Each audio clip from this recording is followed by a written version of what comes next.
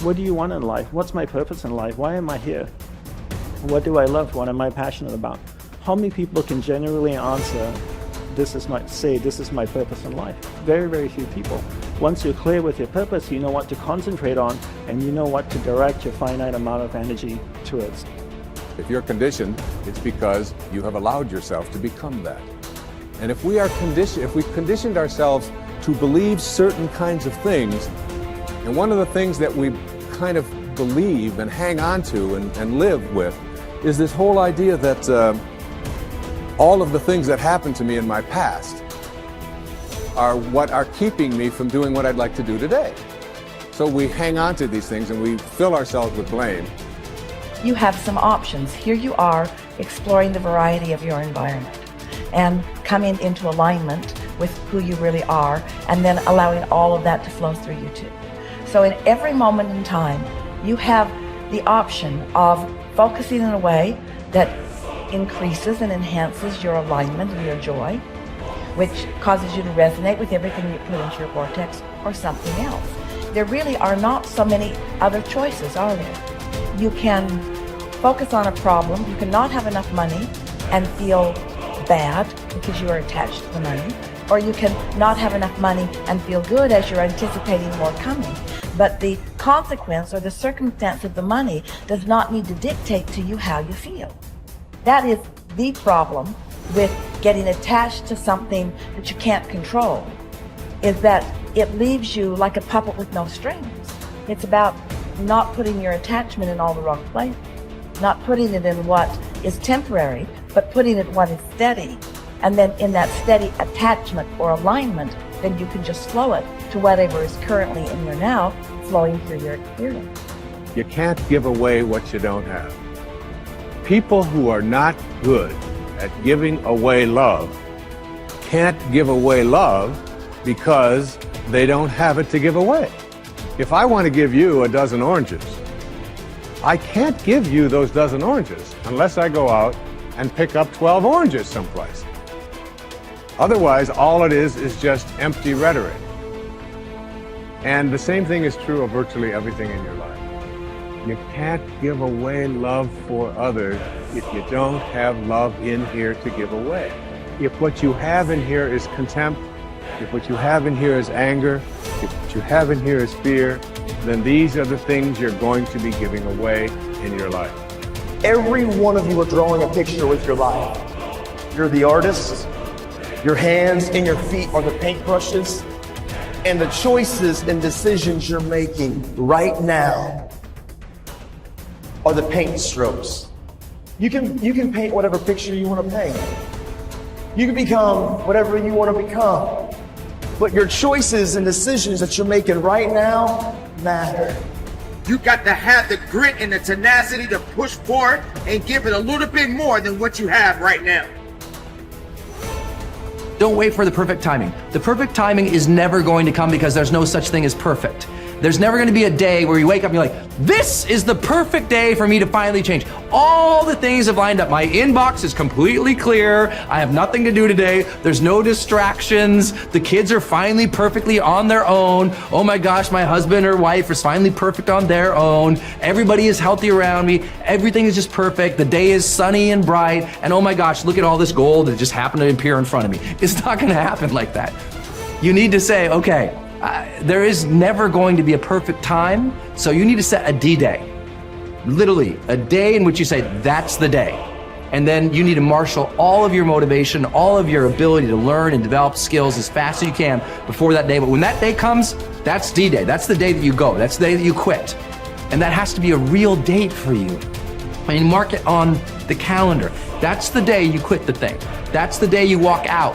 That's the day that you leave that situation that is not healthy or satisfying or good for you or your soul or the people around you. That you have to have that date. It has to be scheduled or you'll never do it.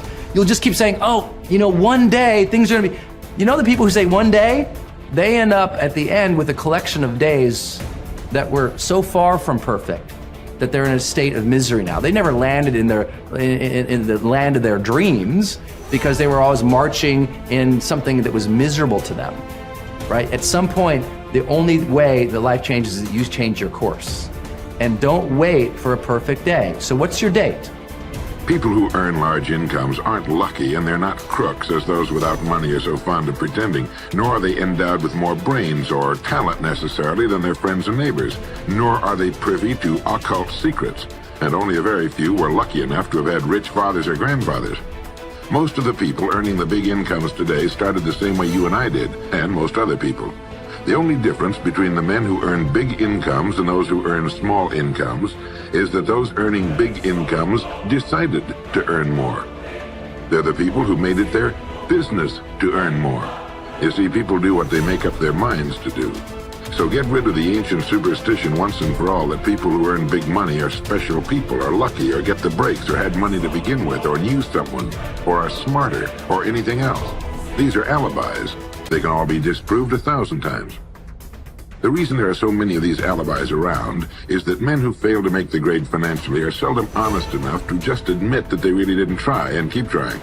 So in order to justify their failure, in order to remain seated, they dream up and pass along these old alibis. We're all self-made, but only the successful will admit it.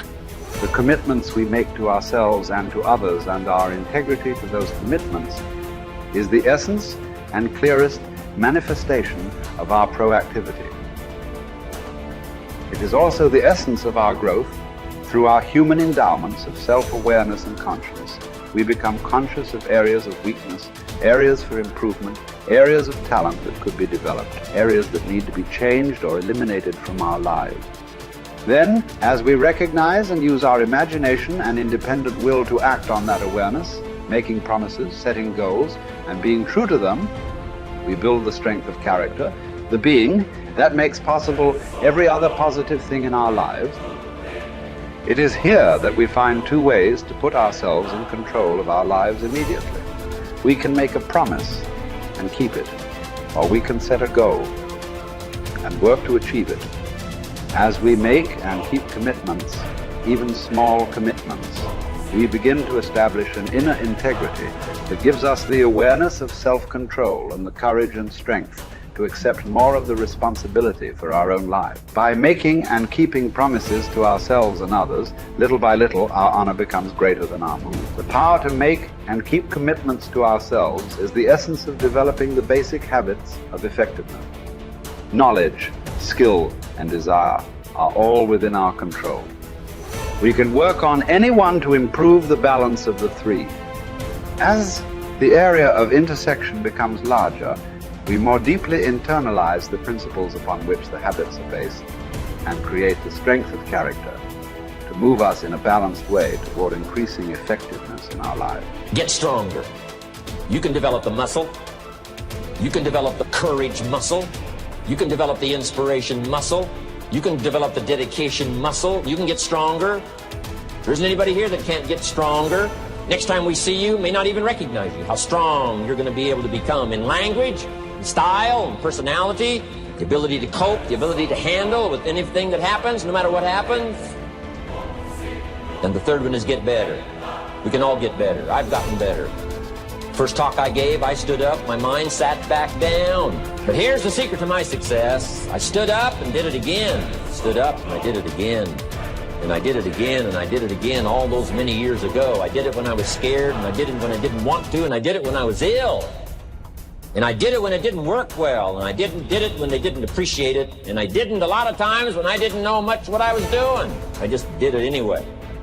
And now all these years later, I'm asked to walk on this stage with the greatest introduction I've ever had, greatest response and welcome I've ever had, the greatest opportunity I've ever had to touch this many lives with a mixture of words and heart and soul. I got better. I got better day by day and week by week and month by month, and I'm asking you to do the same thing until you can develop a long arm and a long reach, until you can develop influence that won't quit. Touch people next year you couldn't touch this year. Touch people now you couldn't touch before. Conduct a meeting now you couldn't conduct before. Heart and soul now mixed in there that wasn't there, missing before. I'm asking all of you to get better in spite of the winters, in spite of the downturn, the money downturn, the social downturn, the personal downturn, whatever it is. Just get stronger. Get better. The key is not to wish for a better winter, key is to wish for more strength, more wisdom, more courage, get better, get wiser, get stronger.